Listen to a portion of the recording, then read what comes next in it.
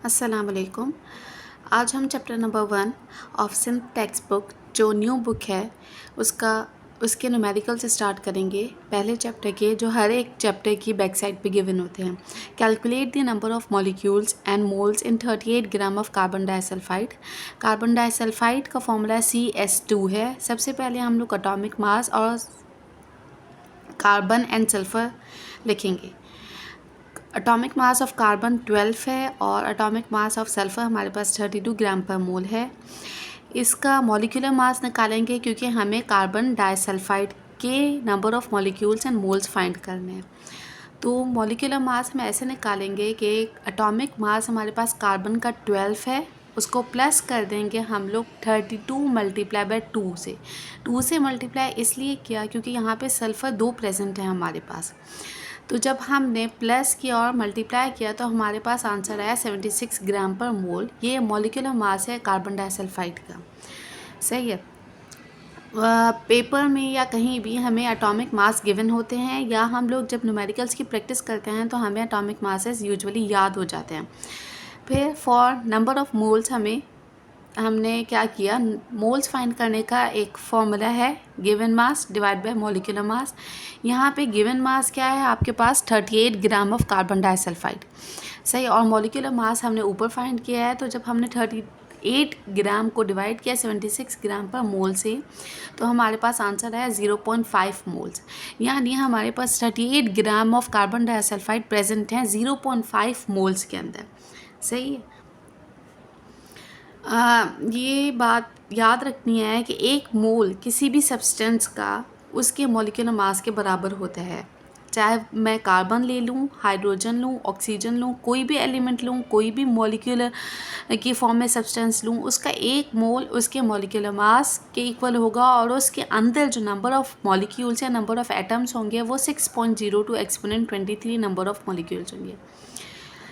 अब हमारे पास दूसरा पार्ट है नंबर ऑफ मॉलिक्यूल्स फाइंड करने हैं। मोल्स हमने फाइंड कर लिए 0.5 आया। अब नंबर ऑफ मॉलिक्यूल्स फाइंड करने हैं तो किसी भी सब्सटेंस का मॉलिक्यूलर मास उसके एक मोल के बराबर होता है और एक मोल के अंदर हमेशा हमारे पास 6.02 exponent 23 number of molecules present होंगे जो हमारे पास एवोगाड्रो नंबर है। सिंपली हम लोग क्या करेंगे कि 76 ग्राम ऑफ कार्बन डाइसल्फाइड ये इसका मॉलिक्यूलर मास है। उसके अंदर कितने नंबर ऑफ मॉलिक्यूल्स हैं 6.02 exponent 23 number of molecules present हैं और हमें फाइंड करना है कि 38 ग्राम के अंदर कितने नंबर ऑफ मॉलिक्यूल्स होंगे।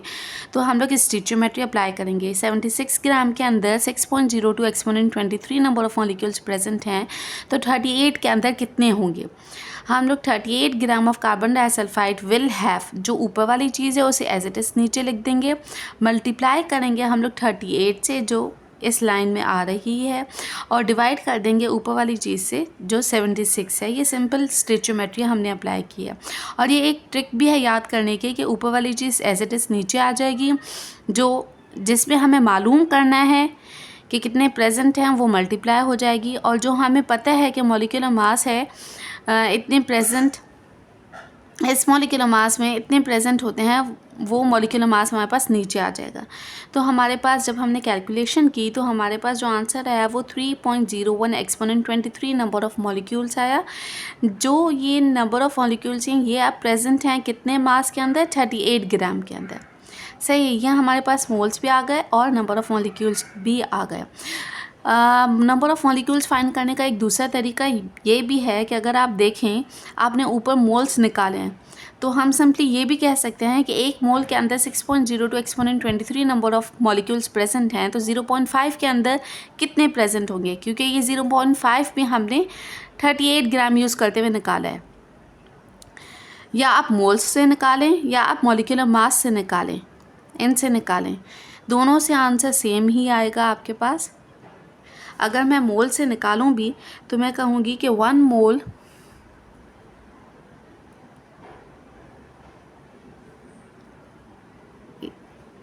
Have 6.02 exponent 23 number of molecules. So 0.5 will have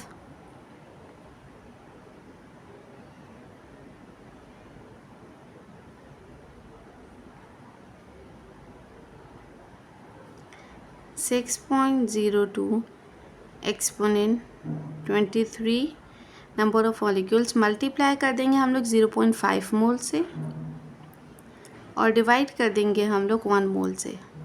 divide 1 से करें ना करें सेम चीज़ होती है। सही है, तो हमारे पास आंसर यही आएगा 3.01 exponent 23 number of molecules that are present in 0.5 mole of carbon disulfide.